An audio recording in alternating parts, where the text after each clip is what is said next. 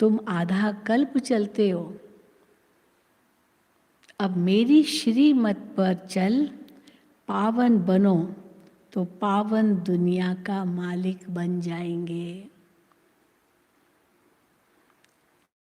प्रश्न है, बेहद का बाप बच्चों को कौन सी आशीर्वाद देते हैं?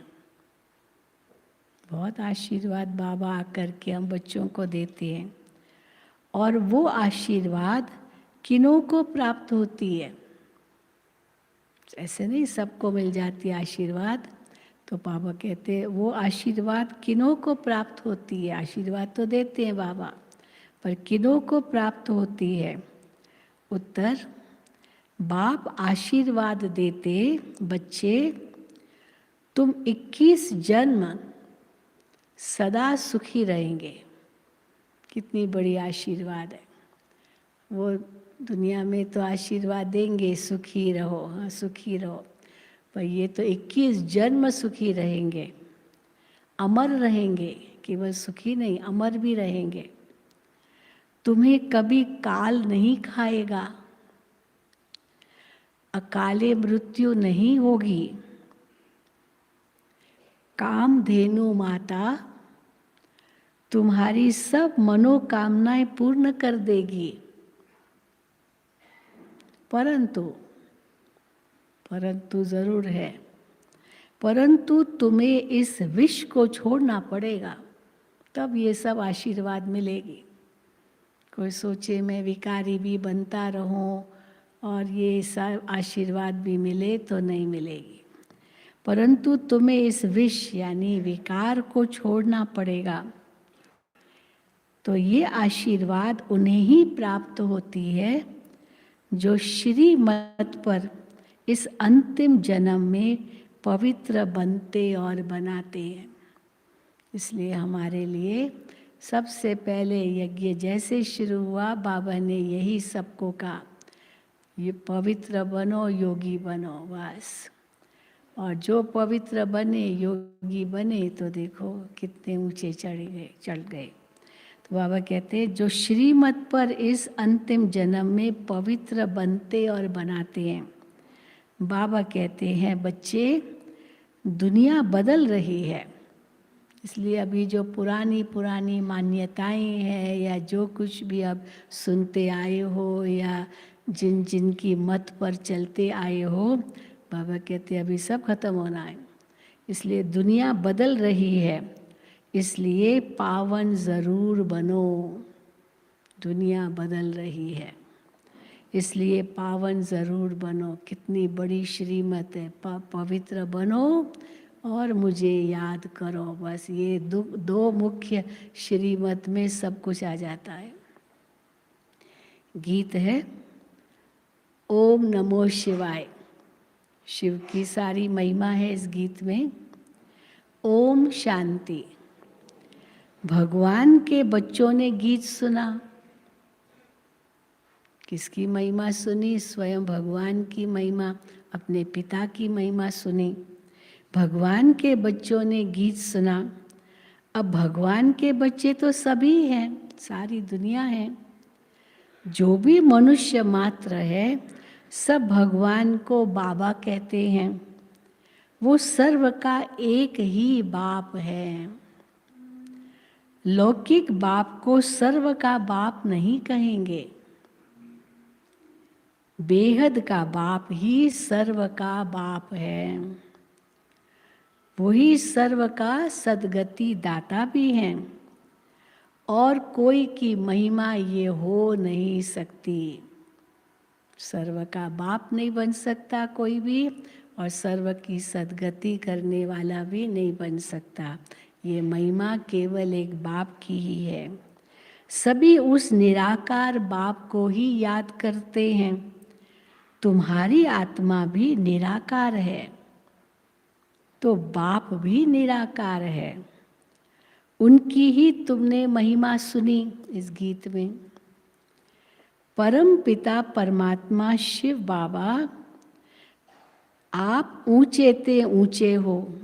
गीत में आता है ना, हाँ, ऊंचे ते ऊंचे हो। सर्व के सद्गति दाता हो, सबकी सद्गति करते हो, तो वो स्वर्ग के मालिक, हाँ सबकी सद्गति करते हो, तो जो उनकी श्रीमत पर चलते हैं तो बाबा कहते हैं वो फिर स्वर्ग के मालिक देवी देवता बन जाते हैं। मनुष्य की सद्गति कर नहीं सकता। मनुष्य की तो कोई महिमा है ही नहीं। चलो देवताओं की तो महिमा करेंगे, मनुष्य की क्या महिमा है? जो विकारों में फंसा हुआ है उसकी क्या महिमा होगी? मनुष्य की तो कोई महिमा है ही नहीं। अभी तुम बच्चों को बेहद के बाप द्वारा वर्षा मिलता है, आधा कल्प तुम प्रारब्ध भोगते हो, उसको राम राज्य कहा जाता है। फिर द्वापुर से रावण राज्य शुरू होता है। 5 विकारों रूपी भूत प्रवेश होते हैं। हाँ बाबा उनको भूत कहते हैं। भूत क्या करता है जो बाबा बताते हैं, जैसे वो भूत यानी अशुद्ध आत्मा जो प्रवेश करती है ना, किसमें प्रवेश करती है, तो जिसमें प्रवेश करती है तो वो बेताला बना देती है। जिसमें कोई आत्मा प्रवेश होती है ना तो वो व्यक्ति तो बेताला बन जाता है। माना पता ही नहीं वो क्या करेगा, क्या कहता है, क्या करता है। बेताला माना एकदम, जैसे बेताला क्या कहेंगे, हाँ एकदम पागल जैसा हो जाता है।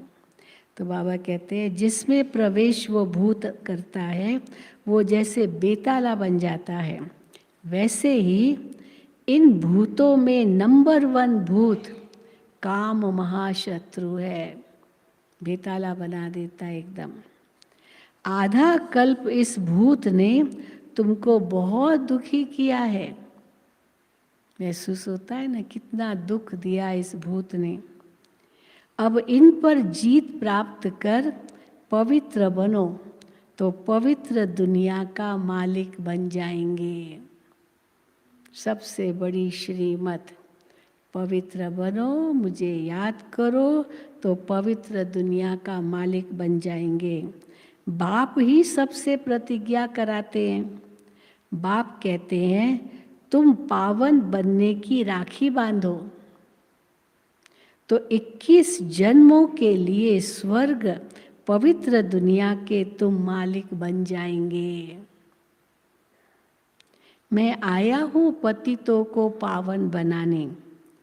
भारत पावन था। कब था भारत पावन? जब देवी देवताओं का राज्य था, नाम ही सुखधाम था। अभी है दुखधाम। तो एक तो इस दुखधाम में क्या करते हैं सब मनुष्य, एक तो काम कटारी चलाते हैं और दूसरा लड़ते झगड़ते रहते हैं। दुखधाम में यही काम करते हैं। काम और क्रोध ये दोनों ही नरक के द्वार हैं। एक तो काम कटारी चलाते हैं, दूसरा लड़ते झगड़ते रहते हैं। देखो कितना दुख है। बाप आते ही हैं संगम पर। ये है कल्याणकारी संगम युग। तुम बच्चे सुख धाम में चलने के लिए अपना कल्याण करने आए हो। बाबा सुखधाम ले चलते हैं तो तुम बच्चे बाबा के पास आए हो। क्यों? सुखधाम चलने लिए, अपना कल्याण करने लिए। तुम बच्चे सुखधाम में चलने के लिए अपना कल्याण करने आए हो। बाप कहते हैं अब मेरी श्रीमत पर चलो। कितनी बार बाबा ने आज मुरली में श्रीमत पर चलो, श्रीमत पर चलो ये कहा है। अब मेरी श्रीमत पर चलो। मनुष्य मत पर तो तुम आधा कल्प चलते रहे। सद्गति दाता तो एक बाप ही हैं। उनकी श्रीमत से ही तुम स्वर्ग के मालिक बन जाते हो। बाकी ये शास्त्र तो पढ़ते पढ़ते अब कलयुग का अंत आ गया है। तमो प्रधान बन गए हैं। अपने को ईश्वर कहला करके अपनी ही बैठ पूजा कराते हैं। शास्त्रों में प्रहलाद की बात दिखाई है ना। हिरण्याकश्यप कहता था मैं ही भगवान हूँ, मुझे ही मानो, मुझे ही पूजो। परंतु प्रहलाद ने कहा नहीं, मैं तुमको थोड़ी परमात्मा मानूंगा। तो इसीलिए क्या नहीं किया होगा हिरण्याकश्यप ने प्रहलाद को मारने के लिए। फिर कहा कि वो तो सब जगह उसे सर्वव्यापी का ज्ञान आता है। तो हिरण्याकश्यप ने पूछा कि अच्छा इस खम्बे में है? तो कहा हाँ इस खम्बे में भी है। फिर दिखाते हैं नरसिंह अवतार उस खम्बे से निकला और हिरण्याकश्यप का वध किया। तो बाबा कहते हैं अपने को ईश्वर कहला करके अपनी ही बैठ पूजा कराते हैं। शास्त्रों में प्रहलाद की बात दिखाते हैं। हाँ, थंब से, जो स्तंभ है, स्तंभ से नरसिंह भगवान निकला। उसने आकर के हिरण्याकश्यप को मारा। अब स्तंभ से तो कोई निकलता नहीं है, ऐसे थोड़ी है स्तंभ को तोड़ा और नरसिंह अवतार ऐसे निकल आया, आधा नर आधा शेर। तो बाबा कहते हैं अब स्तंभ से तो कोई निकलता नहीं है, बाकी सभी का विनाश तो होना ही है। वो तो होना ही है, विनाश तो होना ही है। जो भी अपने आप को भगवान कहलाते भी उनका भी विनाश होना ही है। इसलिए बाबा कहते कोई स्तंभ से निकलने की बात नहीं है, बाकी सभी का विनाश तो होना ही है। बाप कहते हैं इन साधु संत महात्मा अजामिल जैसी पाप आत्माओं का भी उद्धार मैं करता हूँ। अभी तो संत महात्मा आए, उन्होंने तो वो तो देख करके हैरान ही हो गए, बात मत पूछो। क्या क्या सुंदर अनुभव वो लिख के गए हैं, बता के गए हैं। हाँ, तदमस्तक हो गए दादी जानकी के आगे, दादी जी के आगे, गुलजार दादी के आगे। अभी 3 स्तंभ बन गए हैं ना।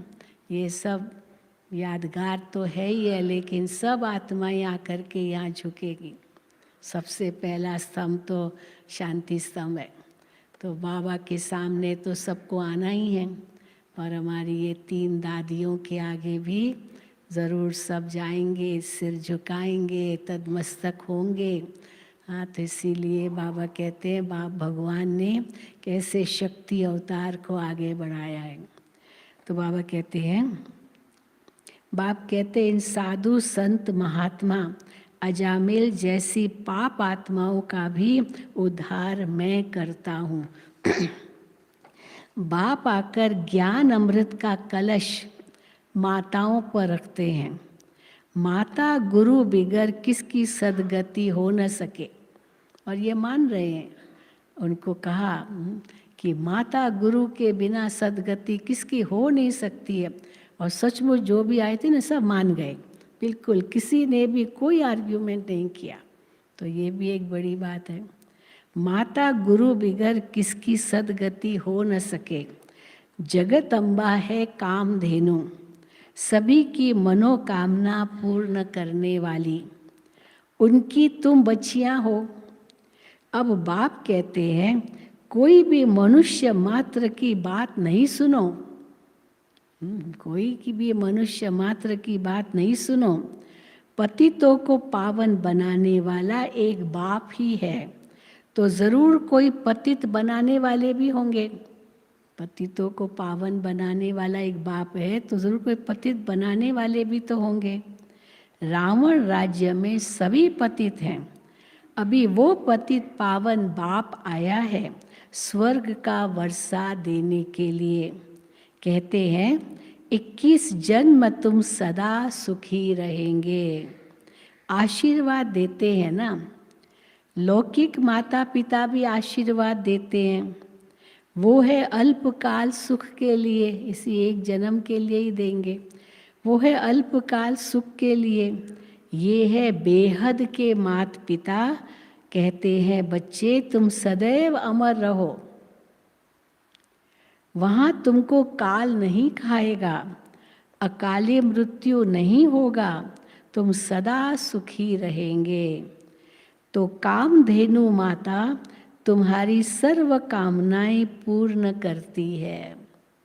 अब वो गाय की तो बात नहीं है ना, कामधेनु सब आशाएं सब कामनाएं पूर्ण करने वाली। बाबा कहते तुम माताएं सबकी आशा कामनाएं पूर्ण करती हो। कामधेनु माता तुम्हारी सर्व कामनाएं पूर्ण करती है। सिर्फ विष को छोड़ना होगा, बस एक काम करो। चलो 2 काम करो, एक तो विष को छोड़ो, पवित्र बनो, और दूसरा केवल मुझे याद करो, बस। तो बाबा कहते हैं सिर्फ विष को छोड़ना होगा, क्योंकि अपवित्र तो वहाँ चल नहीं सकेंगे। बाप कहते हैं मैं तुमको वापस ले चलने आया हूँ, सिर्फ पावन बनो। ऐसे नहीं कि बच्चे को शादी करानी है। अब लौकिक में तो माँ बाप समझते ना ये हमारी जिम्मेदारी है। अब तो बाबा कहते ऐसे नहीं कि बच्चे को शादी करानी है, न अपने को पतित करना है न दूसरों को पतित होने देना है। पर वो पतित होना चाहता है तो माँ बाप भी क्या करेंगे, बिछोड़ देना होता है। तो न अपने को पतित करना है न दूसरों को पतित होने देना है।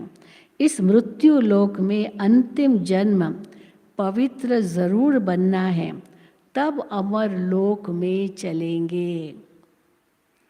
बाप बैठ आत्माओं को समझाते हैं, आत्मा ही धारण करती है।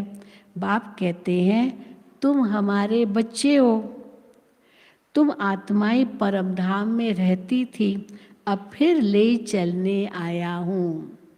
जहाँ तुम रहती थी वहाँ से फिर यहाँ आई, अब वापस ले चलने आया हूँ। जो पवित्र बनेंगे उनको साथ ले चलूँगा। वो तो सजनी बन कर के साथ में जाएगी। अब नहीं बनेंगे तो भी बाराती तो बनाना ही होगा ना, तो बाराती बन के पीछे पीछे आएंगे। जो पवित्र बनेंगे उनको तो साथ ले चलूँगा, फिर वहाँ से तुमको स्वर्ग में भेज दूँगा।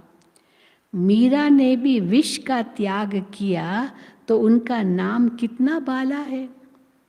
विष का त्याग किया, हाँ भले वो कि विष का प्याला पिया, लेकिन विष का त्याग किया, काम विकार का त्याग किया। बस मेरा तो एक गिरधर गोपाल, दूसरा न कोई। भले वो रानी थी, कहा कि ये सब कुछ नहीं चाहिए, न महल चाहिए न कोई व्यक्ति चाहिए, बस एक श्री कृष्ण की ही वो बावरी थी। तो बाबा कहते हैं मीरा ने भी विष का त्याग किया तो उनका नाम कितना बाला है। बाप कहते हैं बच्चे अब पुरानी दुनिया बदल नई बनने वाली है। नई दुनिया में देवताएं राज्य करते थे, मैं ब्रह्मा द्वारा तुमको राजयोग सिखलाता हूँ, तुमको श्रीमत देता हूँ श्रेष्ठ देवता बनने के लिए। कृष्णपुरी में चलना है। अब श्री कृष्ण की देखो कितनी महिमा है, क्या नहीं महिमा है श्री कृष्ण की। वो है सर्वगुण संपन्न। हमारी मत पर चलेंगे तो ऐसा लक्ष्मी नारायण बनेंगे। जिन्होंने कल्प पहले वर्षा लिया होगा वो श्री मत पर जरूर चलेंगे, अवश्य चलेंगे, क्योंकि वर्षा लिया हुआ कल्प पहले, तो वो चलेंगे श्रीमत पर। नहीं तो आसुरी मन मत पर चलते रहेंगे। ये बाबा भी उस निराकार से ही मत लेते हैं। जब से शिव बाबा की प्रवेशता हुई, हाँ ब्रह्मा बाबा ने किसी और की मत नहीं ली, बस जो शिव बाबा ने कहा वो ही करना है, चाहे कितनी भी बातों का सामना करना पड़ा। तो बाबा कहते हैं ये बाबा भी उस निराकार से ही मत लेते हैं। शिव बाबा ब्रह्मा के तन में प्रवेश कर तुमको मत देते हैं। कहते हैं तुम सब सजनियाँ अथवा भक्तियाँ हो, एक है साजन अथवा भगवान। मनुष्य को कभी भी भगवान नहीं कह सकते। ये उल्टी मत तुमको मिली हुई है। शिवोहम कह दिया या आत्मा सो परमात्मा कह दिया, ये उल्टी मत है। बाबा कहते हैं ये उल्टी मत तुमको मिली हुई है, इसलिए तुम्हारी ऐसी दुर्गति हुई है। मैं ही एक पार करने वाला हूँ। ये गुरु लोग मेरे धाम को ही नहीं जानते तो मेरे पास ले कैसे आएंगे।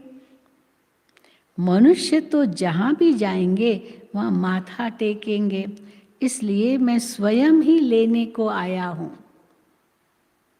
फिर तुमको स्वर्ग धाम में भेज दूंगा। बहुत बड़ी गारंटी है, मैं तुमको अपने साथ ले जाऊंगा, फिर मैं तुमको स्वर्ग धाम में भेज दूंगा। कितनी बड़ी गारंटी करते हैं भगवान। फिर मैं तुमको स्वर्ग धाम में भेज दूंगा, वो है विष्णुपुरी। सूर्यवंशी त्रेता को कहा जाता है राम राज्य, उसके बाद शुरू होता है रावण राज्य द्वापुर में। तो भारत शिवालय से वैशालय बन जाता है। यही भारत संपूर्ण निर्विकारी था। यही भारत फिर अब पूर्ण विकारी बन गया है। अब तुम बच्चे राजयोग सीख सारे विश्व पर जीत प्राप्त कर लेते हो। दो बंदरों की कहानी है। वो बंदर आपस में लड़े और मक्खन किसको मिल गया। बाबा कहते हैं वो आपस में लड़ते हैं, विश्व रूपी माखन तुमको मिलता है। अकेला कृष्ण थोड़ी होगा, कितने उनके साथी होंगे ना, तो सबको वो माखन मिल जाता है। तो बाबा कहते हैं वो आपस में लड़ते, विश्व रूपी माखन तुमको मिलता है। तुम केवल शिव बाबा और स्वर्ग को याद करो बस। घर गृहस्थ में रहते हुए पवित्र बनो तो पवित्र दुनिया के मालिक बन जाएंगे। पवित्रता पर ही अत्याचार होते हैं। सारा झगड़ा है ही पवित्रता पर ही। नाम बदनाम भी ब्रह्मा कुमारियाँ इसी पर ही हुई है। भाई वहाँ जाएंगे, भाई बहन बनाएंगे, वहाँ आपको कहेंगे पवित्र रहो, तो इसीलिए डरते हैं लोग। तो पवित्रता पर ही अत्याचार होते हैं। कल्प पहले भी हुए थे, नथिंग न्यू। दिखाते ना भागवत में गोपियों पर कितने अत्याचार होते थे। उनके जो पति थे वो कृष्ण से मिलने नहीं देते थे, पर वो जैसे ही बांसुरी की मुरली की वो तान सुनते थे, आवाज़ ही केवल उन सुनते थे, बस वो पागल हो जाती थी और दौड़ कर आ जाती थी कृष्ण की वो मुरली सुनने। तो रोका जाता था उनको, कितना मना करते थे पर वो सुनती नहीं थी, ऐसे बताते। तो बाबा कहते वो कौन हो गए, अभी संगम की बात है, सतयुग की थोड़ी कोई बात होगी। बाबा कहते पवित्रता पर ही अत्याचार होते हैं। कल्प पहले भी हुए थे, अभी भी होंगे, अभी भी होंगे ज़रूर, क्योंकि तुम अब जहर नहीं देते हो, विकार नहीं देते हो, तो फिर अत्याचार करते हैं। तो गाया भी हुआ है, गायन क्या है, गाया भी हुआ है कि विष अमृत छोड़ विष काहे को खाए। आता है ग्रंथ में, आता अमृत छोड़ विष काहे को खाए। अमृत पीते पीते मनुष्य से देवता बन जाते हो। जो पक्के ब्राह्मण होंगे वो क्या कहेंगे, जो पक्के ब्राह्मण होंगे वो तो कहेंगे कि चाहे कुछ भी हो जाए परंतु हम विष नहीं देंगे। होंगे, बहुत बताते, अनुभव सुनाती है माताएं, कुछ भी हो जाए हम विष नहीं देंगे। कितना सहन भी करते हैं तब तो ऊंच पद पाते हैं। शिव बाबा को याद करते करते प्राण भी छोड़ देते हैं, प्राण भी छोड़ देते हैं। कोई बात नहीं, मर जाऊंगी लेकिन मैं विष नहीं दूंगी। शिव बाबा का ये फरमान है, श्रीमत ये फरमान के रूप में है। फरमान तो सबको है, इसलिए कहते हैं मुझे याद करो तो मेरे पास परम धाम में आ जाएंगे। शिव बाबा इस मुख द्वारा तुम आत्माओं से बात करते हैं। ये भी मनुष्य है। ब्रह्मा बाबा भी है तो मनुष्य, इनके द्वारा बात करते हैं, परंतु है तो ये भी मनुष्य। मनुष्य कभी भी मनुष्य को पावन नहीं बना सकते। बाप को बुलाते हैं कि पतितों को आकर के पावन बनाओ। जब बुलाते ही भगवान को है, पतित पावन एक ही है, तो और कौन, और कैसे कोई पावन बना सकता है। तो बाबा कहते हैं बुलाते ही बाप को है कि पतितों को आकर पावन बनाओ, तो मुझे ज़रूर पतित दुनिया में ही आना पड़े। पावन दुनिया में आके क्या करूँगा, पतित तो पतित दुनिया में ही है, तो ज़रूर पतित दुनिया में मुझे आना पड़े, क्योंकि यहाँ तो कोई पावन है ही नहीं। अब बाप कहते हैं मैं तुमको इस श्री कृष्ण जैसा पावन स्वर्ग का मालिक बनाता हूँ। अगर कोई कहता है, अब बाबा अपने बच्चों की बात करते हैं, अगर कोई कहता है बाबा मैं बंधन में हूँ, अब बाबा क्या करे, अपना बंधन खुद काटो ना। बाबा क्या करे, बाबा छू मंतर करके बंधन काट देगा क्या? आपका कर्म भोग है, कर्मों का हिसाब किताब है, ये सब कर्म का हिसाब किताब तो हमने ही बनाए हैं, तो इसीलिए हमको ही काटना है। और उसके लिए बाबा युक्ति बताते, मुझे याद करो, उस आत्मा को सकाश दो, उस आत्मा को शुद्ध संकल्प दो, ये सब करो, अमृत वेले उठ कर के ये करो, बाकी बाबा मेरे बंधन काटो, ऐसे कहने से थोड़ी बंधन कटेंगे। तो बाबा कहते हैं तो बाबा क्या करे, तुमको तो ज्ञान मिलता है कि ग्रस्त व्यवहार में रहते श्री मत पर चलो तो तुम श्रेष्ठ बनेंगे। तुम सब ईश्वरीय परिवार के हो। कौन है वो सब? हम ईश्वरीय परिवार के। तुम सब ईश्वरीय परिवार के हो। अब इस ईश्वरीय परिवार में कौन कौन है? एक तो शिव बाबा है, सबका पिता, फिर ब्रह्मा दादा, बड़ा भाई, दादा माना बड़ा भाई, तुम ब्राह्मण ब्राह्मणियाँ, फिर पोतरे और पोतरियाँ भी हो। ब्रह्मा बाबा पिता है, माता पिता है, शिव बाबा इनका पिता है, तो पोतरे पोतरियाँ भी हो बाबा कहते हैं। तो शिव बाबा, ब्रह्मा दादा, तुम ब्राह्मण ब्राह्मणियाँ, पोतरे पोतरियाँ, तुम सबको स्वर्ग का वर्षा बादशाही मिलती है। बाप देता है स्वर्ग का वर्षा, तो हम कौन ठहरे सब? हम बाप के वारिस ठहरे। कौन है हम सब? हाँ, भगवान के वारिस। देखो वर्षा क्या है? भगवान का स्वर्ग, तो हम उस स्वर्ग के अधिकारी बनते हैं, भगवान के वर्षे के अधिकारी बनते हैं। बाप देता है स्वर्ग का वर्षा, तो हम बाप के वारिस ठहरे, तो ज़रूर हम स्वर्ग में होने चाहिए। फिर हम अभी नरक में क्यों? तो बाप समझाते हैं रावण राज्य के कारण तुम नरक में पड़े हो। अब मैं आया हूँ तुमको स्वर्ग में ले चलने के लिए। तो बाप है खिवैया, सबको उस पार ले जाते हैं। श्री कृष्ण कोई सबका बाप नहीं है, न वो खिवैया है। क्यों वो खिवैया नहीं है? क्योंकि कलयुग अंत में ही पार जाना है।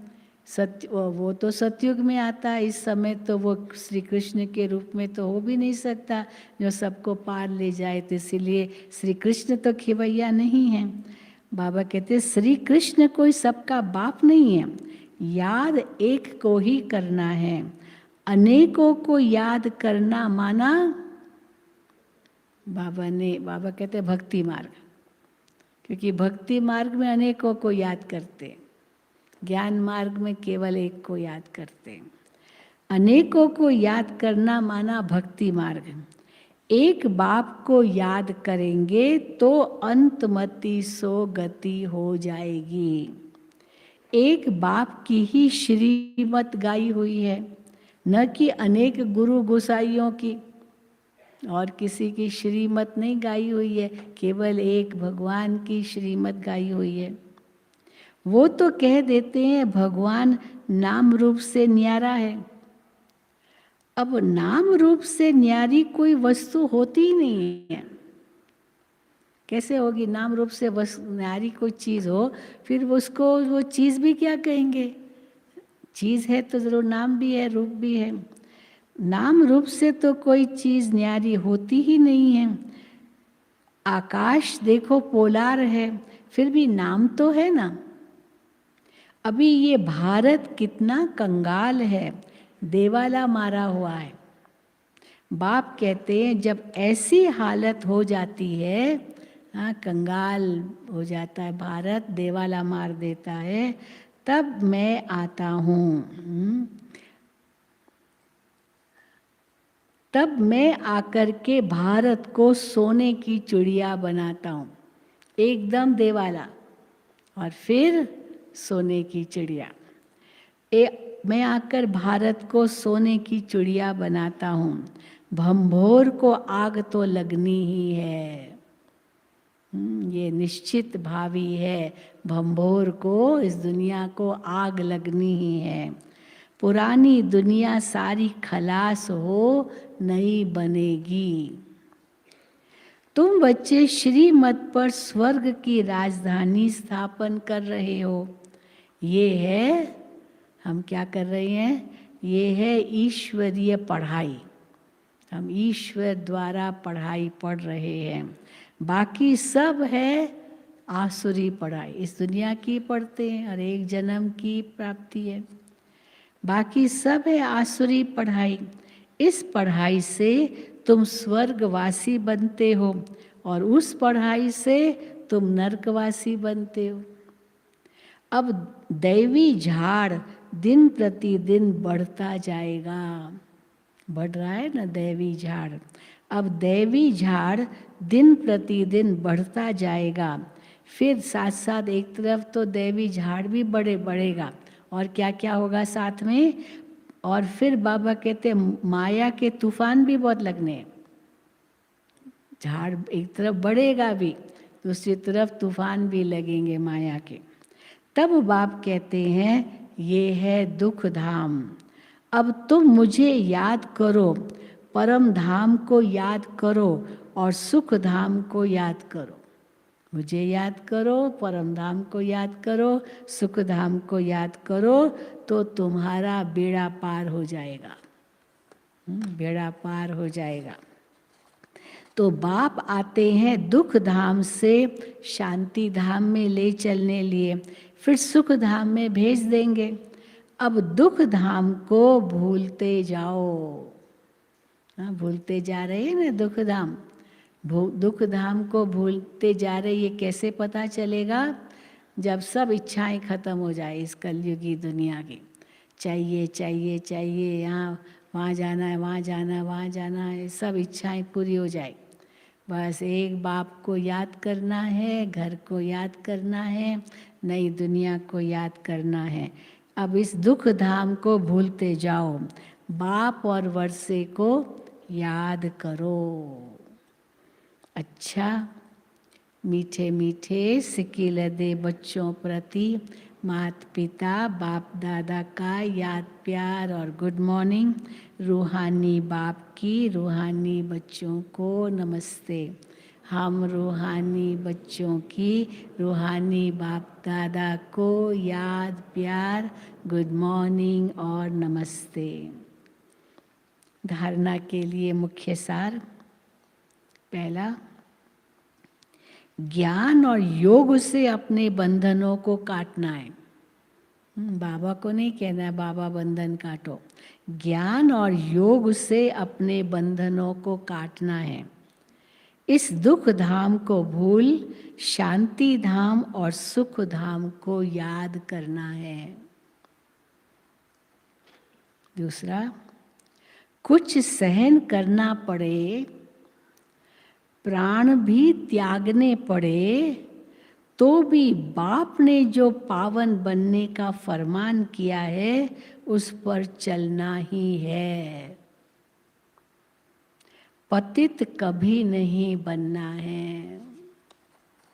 सबसे बड़ा फरमान भगवान का यही है। वरदान। ब्राह्मण सो फरिश्ता, सो जीवन मुक्त देवता। ब्राह्मण सो फरिश्ता, सो जीवन मुक्त देवता बनने वाले सर्व आकर्षण मुक्त भव। संगम युग पर ब्राह्मणों को ब्राह्मण से फरिश्ता बनना है। फरिश्ता अर्थात जिसका पुरानी दुनिया, पुराने संस्कार, पुरानी देह के प्रति कोई भी आकर्षण व रिश्ता नहीं। तीनों से मुक्त। किन किन से मुक्त? पुरानी दुनिया, पुराने संस्कार, पुरानी देह के प्रति कोई भी आकर्षण का रिश्ता नहीं। तीनों से मुक्त। इसलिए ड्रामा में पहले मुक्ति का वर्षा है, फिर जीवन मुक्ति का। सीधा ही जीवन मुक्ति में नहीं जाएंगे, पहले सबको मुक्ति में जाना है। इसलिए पहले मुक्ति का वर्षा है, पर उस मुक्ति में जाने से पहले इन तीन चीज़ों से बाबा कहते हैं मुक्त। तो बाबा कहते हैं इसलिए पहले मुक्ति का वर्षा है, फिर जीवन मुक्ति का। तो फरिश्ता अर्थात मुक्त, और मुक्त फरिश्ता ही जीवन मुक्त देवता बनेंगे। जब ऐसे ब्राह्मण सो सर्व आकर्षण मुक्त फरिश्ता सो देवता बनो, तब प्रकृति भी दिल व जान, सिक्क व प्रेम से आप सबकी सेवा करेगी। प्रकृति कब सेवा करेगी? जब ऐसे ब्राह्मण सो सर्व आकर्षण मुक्त फरिश्ता सो देवता बनो, तब प्रकृति भी दिल व जान, सिक्क व प्रेम से आप सबकी सेवा करेगी। स्लोगन: अपने संस्कारों को इजी बनाओ, इजी सरल बनाओ संस्कारों को, तो सब कार्य इजी हो जाएंगे। कार्य कठिन तब लगते हाँ जब हम एकदम कठोर है या हम सहज नहीं हैं। सहज है हम तो सब सहज हो जाता है। अब मम्मा के बहुत सुंदर महावाक्य सुनेंगे। मातेश्वरी जी के अनमोल महावाक्य। परमात्मा करन करावनहार कैसे है? बहुत गहरी बात मम्मा ने सुनाई है। परमात्मा करन करावनहार कैसे है? आता है ना, ग्रंथ में आता है, करन करावन आपे आप, मानुष के नाही हाथ। मनुष्य के हाथ में कुछ नहीं है, वही करता है, वही कराता है सब कुछ। तो ये ग्रंथ में है, तो मम्मा उसका अर्थ बताती है। बहुत मनुष्य ऐसे समझ बैठे हैं कि ये जो अनादि बना बनाया सृष्टि ड्रामा चल रहा है, वो सारा परमात्मा चला रहा है। पत्ता पत्ता को भी हुक्म वही देता है, चलो हाँ, तो वो चलता है, ऐसे समझते हैं। वो सारा परमात्मा चला रहा है। इसलिए वो कहते हैं मनुष्य के कुछ नहीं हाथ। मनुष्य के हाथ में कुछ भी नहीं है, वही करता वही कराता है। इसलिए करन करावनहार स्वामी कहते हैं सब कुछ परमात्मा ही करता है। सब दुख अब सुख दुख दोनों भाग परमात्मा ने ही बनाया है। तो सुख भी वही देता है, दुख भी वही देता है, तो सब परमात्मा ने बनाया है, सुख दुख। अब ऐसी बुद्धि वालों को कौन सी बुद्धि कहा जाएगा? सब भगवान ने दिया है, सुख भी वही देता है, दुख भी वही देता है। तो ऐसी बाबा बुद्धि वालों को मम्मा कहती है कौन सी बुद्धि कहा जाएगा? पहले पहले उन्हों को ये समझना ज़रूर है कि ये अनादि बनी बनाई सृष्टि का खेल है। ये सुख दुख का खेल है, ये खेल है। ऐसा नहीं कि भगवान ही दुख देता है। ये खेल, बनी बनाई सृष्टि का खेल, वो परमात्मा जो अब बनाता है वही चलता है। जिसको हम कहते हैं ये बनी बनाई का खेल ऑटोमेटिक चलता ही रहता है। तो फिर परमात्मा के लिए भी कहा जाता है कि ये सब कुछ परमात्मा ही करता है। ये जो परमात्मा को करण करावन हार कहते हैं, ये नाम फिर कौन सी हस्ती के ऊपर पड़ा है? कौन करण करावन हार है? भगवान तो वो तो उनका तो अपना पार्ट है, तो किसके लिए कहा गया करण करावन हार? तो कौन सी हस्ती के ऊपर पड़ा है? अब इन बातों पर को समझना है। हाँ, बाबा करते भी हैं, कराते भी हैं, आत्मा भी करती है और कराती है, तो इसलिए बाबा कहते हैं इन बातों को समझना है। तो मम्मा कहती है इन बातों को समझना है।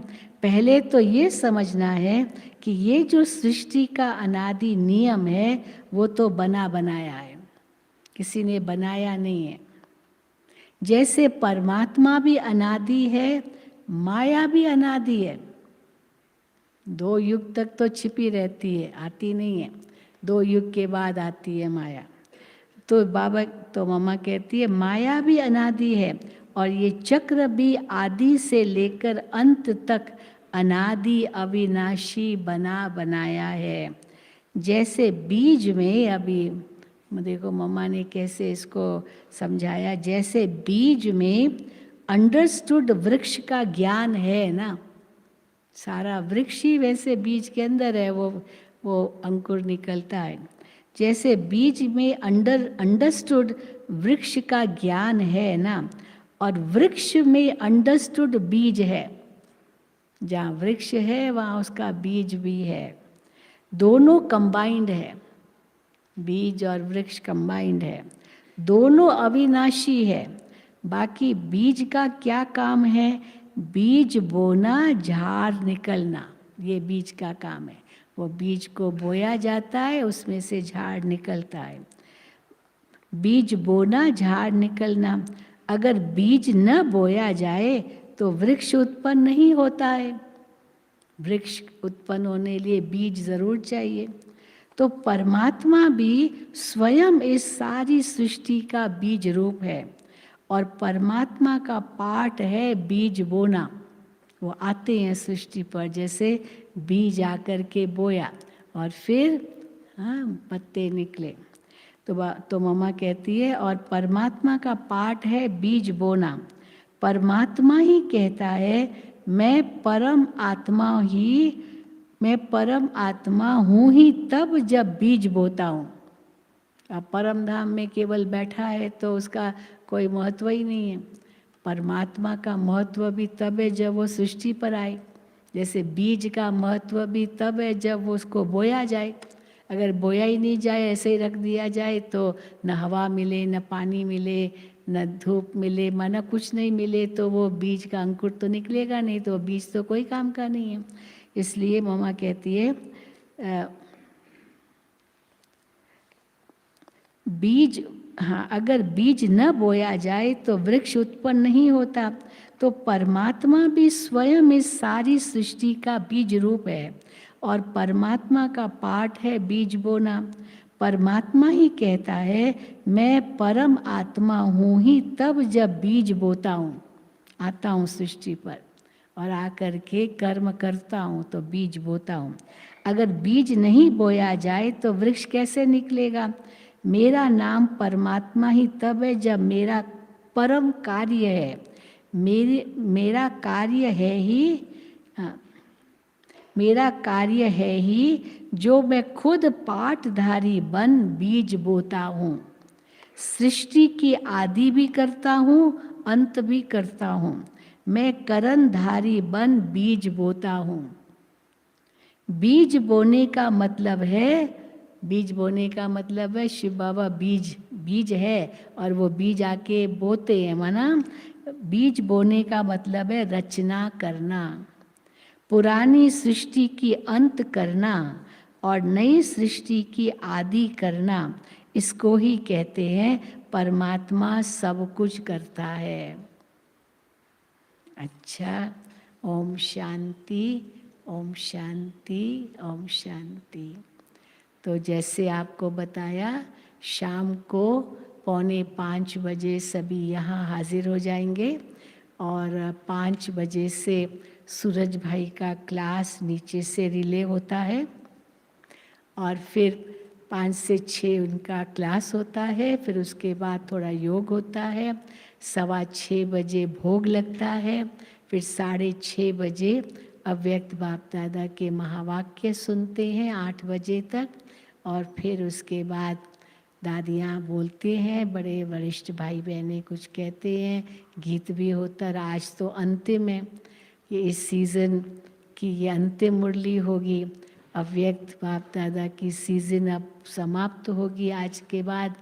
फिर तो 5 तारीख से मीटिंग है, एनुअल मीटिंग है नीचे शांतिवन में, और बठियाँ तो चलती रहेगी, नीचे भी बठियाँ चलती रहेगी, ऊपर भी बठियाँ चलती रहेगी, ज्ञान सरोवर में भी बठियाँ चलती रहेगी।